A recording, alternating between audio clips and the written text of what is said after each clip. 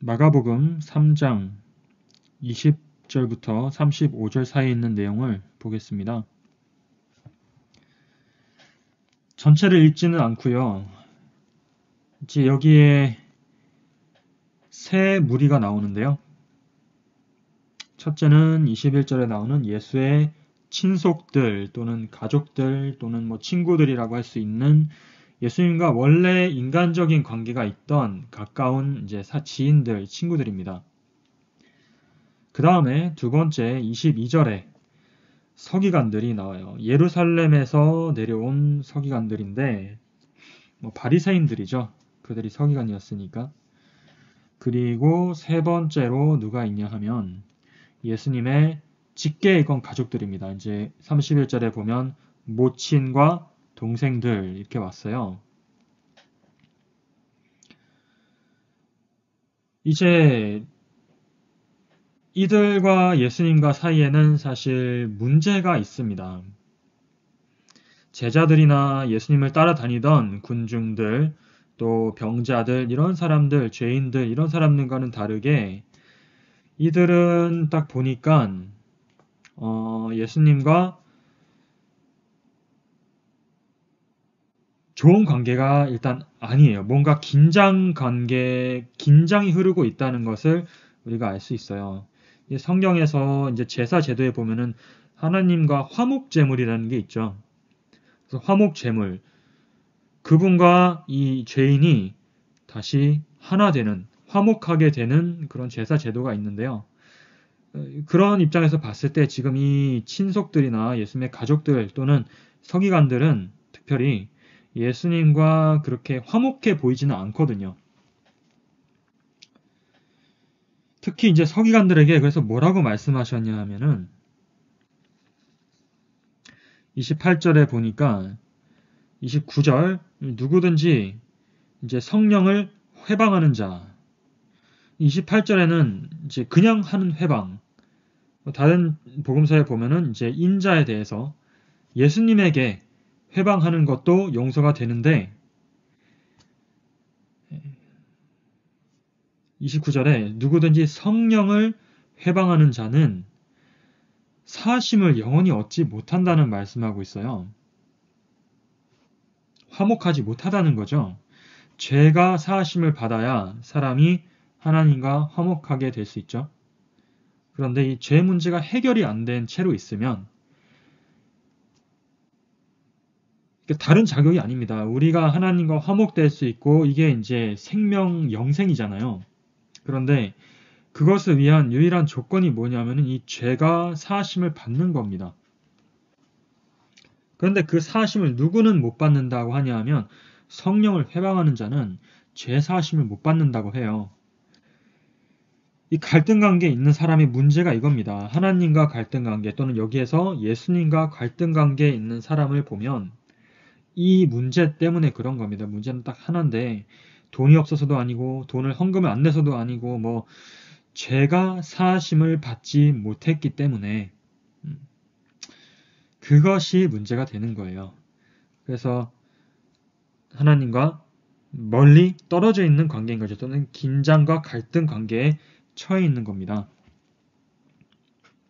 근데 그 원인이 뭐라고 했어요? 다시 보니까 성령을 회방하기 때문입니다. 성령을 회방하는 죄 때문에 죄가 그대로 있어요. 그래서 오늘 이 성령을 회방하는 죄에 대해서 이제 우리가 죄를 사하심을 받지 못하도록 막고 있는 그런 것이라고도 할 수 있겠고 우리가 하나님과 화목되지 못하도록 기어코 우리를 막아서서 결국에 멸망에 빠지게 만드는 것이 성령을 회방하는 죄라고 여기 나와 있습니다. 가장 심각하게. 그러면 이거 심각한 문제잖아요.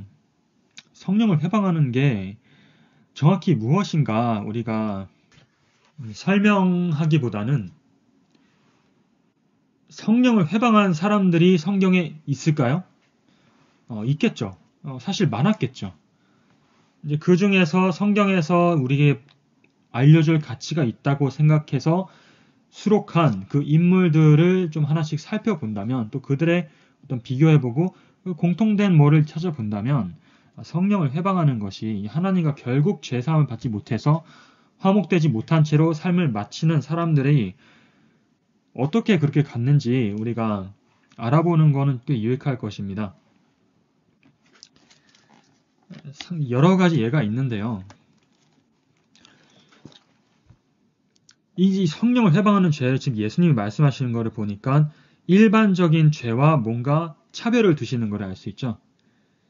28절에 보면 사람의 모든 다른 죄들 그리고 무릇 회방은 용서를 얻는데 성령을 회방하는 죄는 사하심을 받지 못하는 거다. 그러면 성경에 죄를 사함을 받지 못한 그런 예들을 우리가 보면 되겠죠. 이게 그러니까 정확히 어떤 차이점이 있는 것인가 이게 알고 싶은 거예요. 왜냐하면은 그래도 사하심을 얻을 수 있는 죄라고 하면은 희망이 있잖아요. 그런데 성령을 회방하는 죄가 나에게 만약에 있다면 이거는 사하심을 받지 못하는 거기 때문에 희망이 없어요. 아예. 그 사람 또는 그게 혹시 내가 된다면 더 이상 구원이나 영생에 대한 어떤 희망을 가질 수 없다는 거죠. 하나님과 화목되고자 하는 그런 미래는 기대할 수 없다는 거거든요. 거기에 가장 첫 번째이자 대표적인 예가 누구냐 하면 바로 루스벨입니다. 루스벨. 왜 루스벨이냐? 이제 루스벨은 여기에 결과에 해당하나요? 성령을 회방하는 자는 어떻게 사하심을 영원히 얻지 못하고 영원한 죄의 그 위험에 처하느니라. 루스벨 해당되죠. 사단. 원래 하나님의 천사였잖아요. 그런데 어떤 천사였냐 하면 왜 루스벨이 희망이 없을까? 그가 원래 어떤 천사였냐 하면 하나님과 가장 가까이 독대하던 창조물 중에서 그 어떤 피조물보다 가장 하나님과 가까이서 하나님의 모든 빛과 영광을 아무런 가감 없이 있는 그대로 그 환한 빛을 다 받아서 반사하던 나눠주던 그런 천사였어요. 그게 뭐냐 하면은 성령의 인간으로 말할 것 같으면은 무슨 상황이냐면은 성령의 빛과 은혜를 충만하게 받은 사람입니다. 성령이 요한복음 16장에 보면은 진리의 성령인데 그 진리가 무엇이냐? 곧 예수님이거든요. 성령은 예수님을 우리에게 증거해 주는 분입니다. 그런데 어떻게 증거해 주느냐? 모호하거나 대충 그렇게 증거하는 것이 아니라 그 원래 가지고 있으시던 영광을 그대로 우리에게 나타내 주는 분이 성령이에요. 요한복음 16장 14절이죠. 그가 예수님이 내 영광을 너에게 나타내리니 내 것을 가지고 너에게 알리겠음이니라. 예수님을 보게 해주는 거예요. 예수님이 영광을 우리에게 보게 해주시는 분이 성령 하나님입니다. 엄청난 빛이죠. 이건 엄청난 은혜겠죠. 그런데 그거를 누가 받고 있었다는 거예요. 루스벨이 그 누구보다도 그 영광의 빛을 가장 많이 받았던 존재였다는 겁니다. 그런데 그가 어떻게 선택을 했냐 하면은 그걸 회방 놓기로 선택을 했죠. 죄에 빠지기로. 그러면 이미 가장 큰 빛을 우리가 받을 수 있는 가장 큰 빛을 받은 후에 그거를 버리고 떠나가면 배도하면 더 이상 그에게 줄 빛이 남아 있을까요? 없겠죠. 이미 가장 최대의 계시를 그에게 주었기 때문에 더 이상 하나님의 어떤 품성이나 그분의 영광에 대해서 그 존재에게 나타내고 알려줄 수 있는 것이 더 이상 남아있지 않다는 거예요.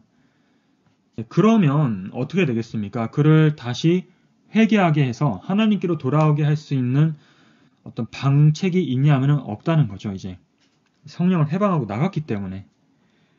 그래서 그 죄는 사하심을 영원히 얻지 못하고 영원한 죄에 처할 수밖에 없는 운명이 누구의 운명이냐면 바로 마귀의 운명이었던 거예요. 루스벨이었죠. 그 루스벨의 길을 따라서 이제 많은 사람들이 또 천사들도 하늘의 악한 천사가 된 그 천사들과 또 이 세상에 태어난 아담과 하와 이래로 많은 사람들이 그 길을 이제 갑니다.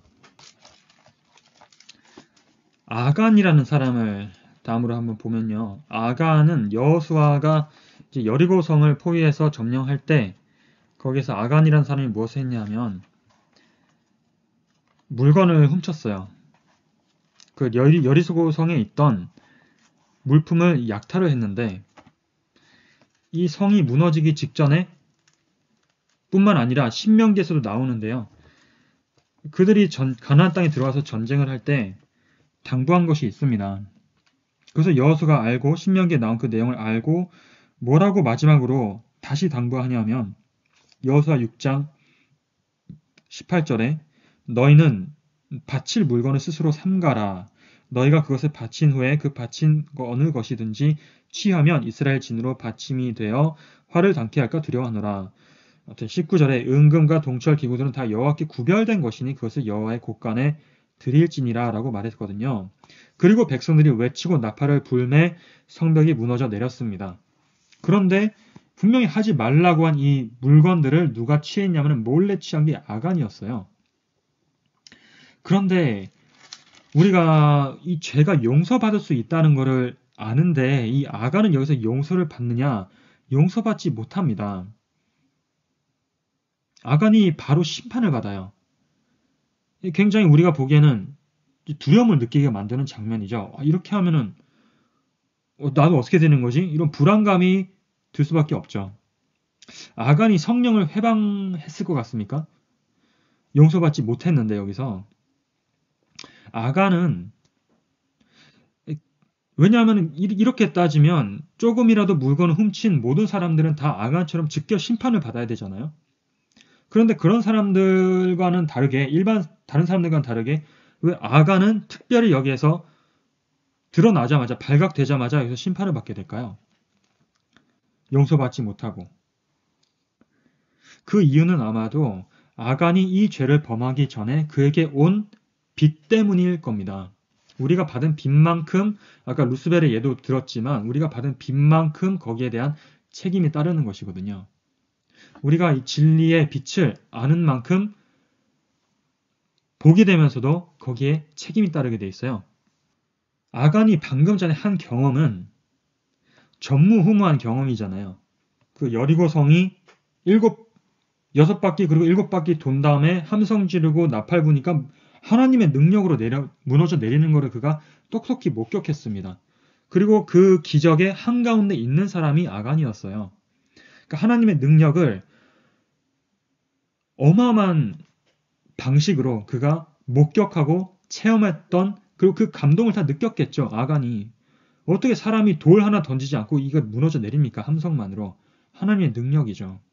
뿐만 아니라 방금 얼마 전에 그가 어떻게 가나안 땅으로 들어왔냐면은 요단강을 하나님이 홍해 가르시듯이 다시 한번 가르시고 그들이 마른 땅으로 걸어서 가나안에 들어왔어요. 거기에다가 무엇은 의식까지 거행했냐면은 할례 의식까지 다시 거행합니다. 이제 이런 모든 정황들을 생각해 봤을 때 아간을 비롯한 그 이스라엘 백성들에게 하나님에 대한 그 계시와 빛이 그 어느 때보다도 밝게 그들에게 비추고 있었다는 거예요. 그러니까 성령께서 하나님에 관해서 항상 증거해 주시는 분인데 예수님의 영광에 대해서 우리에게 나타내 주시는 분인데 그것이 지금 그들 앞에서 현저하게 드러나고 있는데도 불구하고 아간이 그것을 선택한 거죠. 어떻게 하기로 선택했냐면은 마음에서 밀어내기로 선택한 거예요. 무엇 때문입니까? 이 눈앞에 보이는 금과 은과 그 옷까지 이 노력할 물건 때문에 눈이 멀어가지고 하나님의 은혜가 있었지만 그것을 자기의 의지로 밀어내기로 선택한 거예요. 아간이. 여호수아 7장 21절에 보면은 이 아간이 이제 고백하죠. 어쩔 수 없이 고백하는데 내가 노력한 물건 중에 시날산 즉 바벨론의 아름다운 외투 한 벌 이게 너무 그의 눈을 멀게 했던 거라는 말이잖아요. 지금 너무 아름답다는 거예요. 이때까지 본 적이 없는 하나님의 영광이 아니라 이때까지 본 적이 없는 인공품, 이 옷가지의 물욕이, 이 욕심이 끌어오를 때 하나님의 은혜와 능력으로 충분히 누를 수 있는 상황이거든요. 왜냐하면 아간을 제외한 모든 이스라엘 백성들이 하나님의 명령에 순종했어요. 이것을 훔치지 않기로. 왜 순종할 수 있었냐? 그들이라고 그런 무력이 없었겠습니까? 그러나 그들이 그 욕심에 끌려가지 않을 수 있었던 이유는 아마도 이 여리고성이 하나님께서 무너뜨리시는 것을 보면서 요단강이 갈라지는 것을 보면서 할례 의식으로 그들의 마음을 준비하면서 하나님에 대해서 기억했기 때문이에요. 하나님의 영광을 보니까 이 세상의 영광이 이 바벨론, 아름다운 신할산 이 옷가지가 그냥 하찮게 보이는 거죠. 그들의 눈에. 그래서 그것을 밀어낼 수 있는 것인데 성령에 완전히 그들이 이제 이끌려서 지금 이 일들을 하고 있는 겁니다. 순종하는 것이고요. 그런데 아간은 그런 똑같은 상태에서 자기가 다시 의지력을 활용해서 어떻게 성령의 가마를 밀어내기로 작정했기 때문에 그에게 성령을 회방하는 죄에 해당하는 거예요. 이게 아마도. 그래서 용서 없이 그가 심판을 받게 되었다고 볼 수 있겠습니다. 이제 이런 아간과 같은 행동을 하는 사람들이 몇이 더 나오는데요. 이제 이 패턴이 무엇이냐면 반복되는데 하나님의 영광을 보고 체험한 다음에 다시 배도하는 거예요. 그것이 그 잔상이 그 가마력이 마음속에 남아 있는데도 불구하고 죄로 돌아서는 그런 사람들을 말하는 거겠죠. 이것이 히브리서 6장에 이제 나오는데 그럴 똑같은 위험에 처해 있던 사람들이 이 히브리서라는 이 서신을 받는 그 독자들이었겠죠. 수신자들. 히브리서 6장 4절입니다. 4절부터 보면 한 번 비침을 얻고 하늘의 은사를 맛보고 성령에 참여한 바 되고 이제 우리 성령을 회방하는 죄에 대해서 얘기하고 있는데요. 성령에 참여한 바 되고 하나님의 선한 말씀과 내세의 능력, 이 성령의 능력, 말씀을 통한 능력이죠. 그러니까 맛보고 타락한 자들은 그거를 맛보고 그럼에도 불구하고 다시 타락한 자들은 다시 새롭게 하여 회개케 할 수 없나니 이는 자기가 하나님의 아들을 다시 십자가에 못 박아 현저의 욕을 보임이라. 자, 이게 우리가 성령의 능력, 이 가마 이것을 받은 경험이 예전에 있을 겁니다. 문제는 우리가 그것을 유지하지 못하면 다시 죄를 범하게 돼요. 그 상황을 말하는 거는 저는 아니라고 지금 생각하거든요. 왜냐면 우리가 잊어버리는 경우들이 너무 많기 때문에 좀 그러면 안 되는 건데도 자꾸 잊어버리거든요. 그래서 기억하라 하는 것이지만 그 성령의 가마를 잊어버리게 되면 죄를 저항할 수 있는 능력이 없게 돼요. 그런데 히브리서 6장에서 지금 다시 그들에게 말하는 거는 아마 저는 아간의 예를 생각해 보았을 때 그것이 기억나지 않는 잊어버린 상황이 아니라 성령의 가마가 그들의 지금 현재 그들의 마음을 계속해서 움직이고 감동을 주고 있는데도 불구하고 이제 기억이 안 나는 게 아니라 기억이 나는 거거든요. 하나님의 영광을 보는 상황이거든요. 그 상황 속에서 그 영광을 밀어낼 때 이 내세 능력을 맛보고 다시 타락하는 것이 아닌가 좀 그런 생각이 드는데 이게 제가 100% 확언할 수는 없는 거예요. 그러나 아간의 예를 보니까 좀 그런 것들이 저는 이제 생각이 듭니다. 왜냐하면 너무나 바로 어제 또는 오늘 여리고성이 무너져 내리는 하나님의 영광을 보면서도 그것을 훔쳤다는 거잖아요. 조금 그 차이가 있다는 것을 볼 수가 있죠. 이것과 이제 비슷한 예들이 또 누가 있냐 하면 이제 아주 대표적인 케이스를 보면은 가룟 유다 같은 사람이에요. 가룟 유다. 이제 이 성령을 회방하는 것이 그들이 한 번 딱 회방해서 끝났다기보다는 어떤 한 과정 속에 있습니다. 근데 유다가 어떤 은혜를 가졌습니까? 하나님의 아들 예수님이 그와 함께 3년 반을 시간을 보냈어요. 아주 가까운 곳에서 예수님의 삶을 바라보는 특권을 가졌고 그분의 가마력, 그분의 품성의 가마력을 끊임없이 받을 수 있는 위치에 있던 것이 그 12명의 특별히 선택된 사람 중에 한 자리를 차지한 것이 유다였어요. 그 빚만큼 그에게 책임이 있는 거예요. 예수님이 그를 당장 내치지 않으셨죠. 오히려 마지막 순간까지 예수님이 유다를 구원하고자 하셨다는 것을 우리가 알 수 있어요. 아까 아간이 그의 욕심 때문에 하나님의 은혜가 있음에도 불구하고 밀어냈던 것처럼 유다가 결국 어떤 선택을 합니까? 은 30냥에 예수님을 팔아버릴 선택을 하죠. 그의 욕심이 계속 키워왔던 거예요. 근데 결정적인 순간에 그 욕심이 무엇을 밀어내는 거냐면 예수님의 은혜와 감화를 그 마음에서 밀어내는 겁니다. 성령이 회방을 당하고 있죠. 성령이 예수님에 대해서 지금 유다의 마음에 계속 증거해주고 계시거든요. 증거하는 와중에 유다가 그것을 뿌리치는 거예요.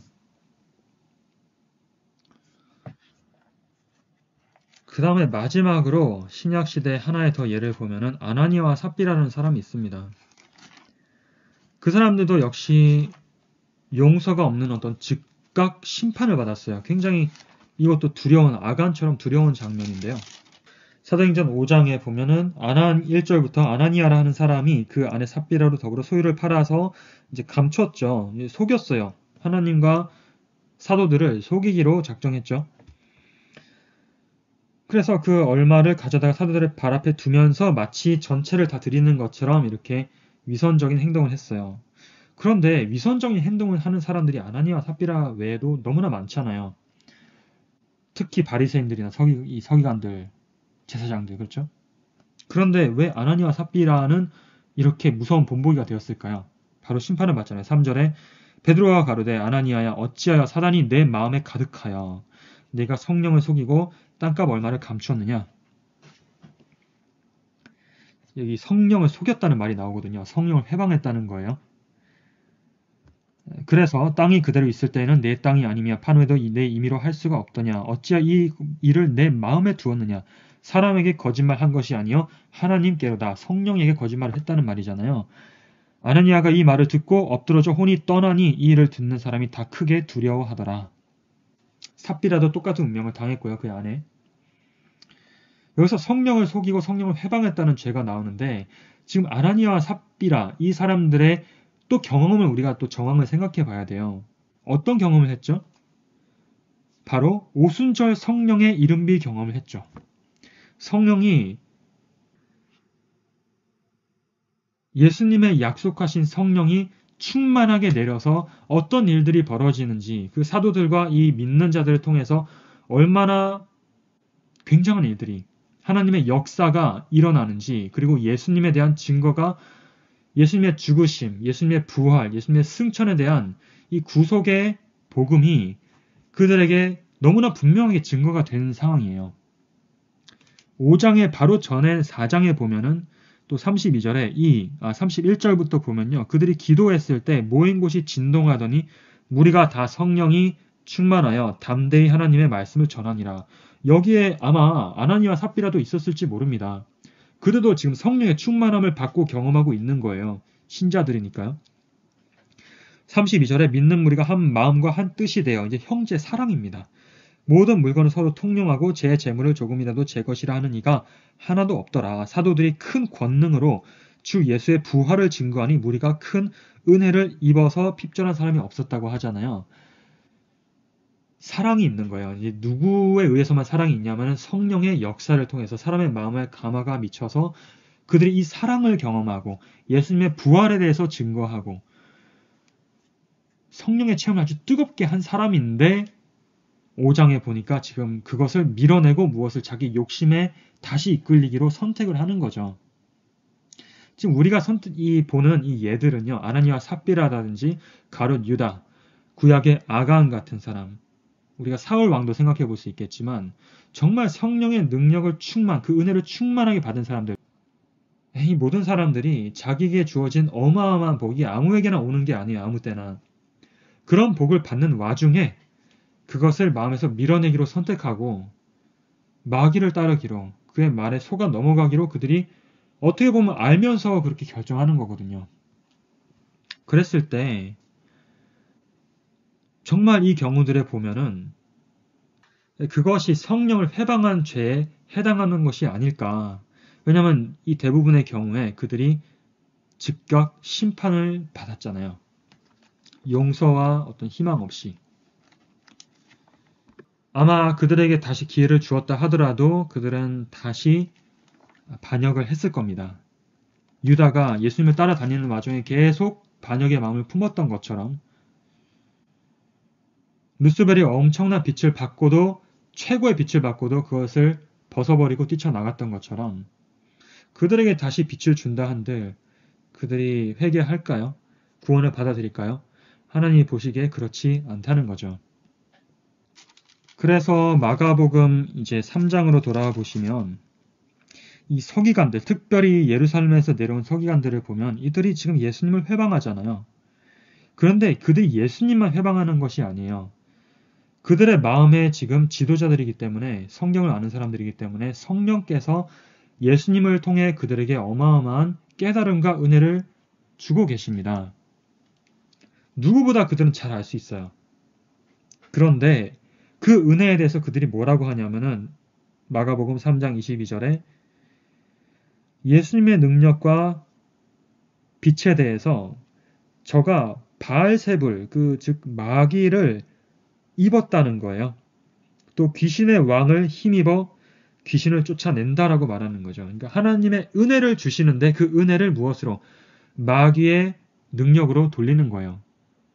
희망이 거의 사라지는 거죠. 그들에게 어떻게 더 은혜를 주어봤자 다 마귀의 능력으로 돌리고 배척한다면 어떻게 그들을 되돌리킬 수 있겠어요? 지금 은혜의 화신이신, 말씀이 육신이 되신 예수님이 오셔가지고 그들에게 호소하시는데 그 예수님을 그렇게 손가락질한다면 하나님 아버지가 내려오신들 그들이 회개하겠습니까?